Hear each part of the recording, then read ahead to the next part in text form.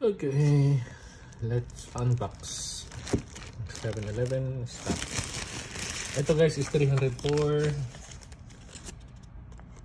New Taiwan dollars. Ayan, 304. Ayan guys.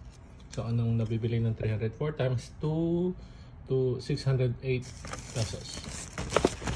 Ayan siya.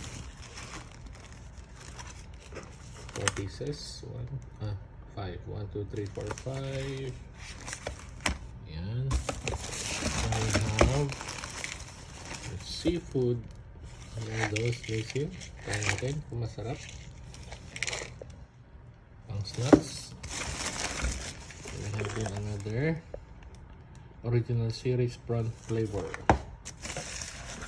And ang sikat dito sa Taiwan, Ovaltine golden barley malted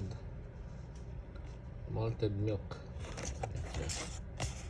Ovaltine. Hindi isa pang Ovaltine. And guys. Okay. And there you go. Chocolate.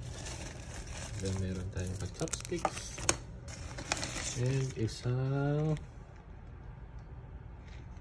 fried Korean style fried chicken. Then meron tayong ang parang ba nito? Ayan. Pork plus. Pag snacks natin pag namasyal tayo. Yan. So yan. Ang lahat is 304 NTD. Narihit na to. So naka-open na siya dyan. So, microwave na.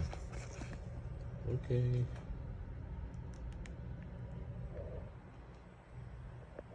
I think it's okay naman. Affordable.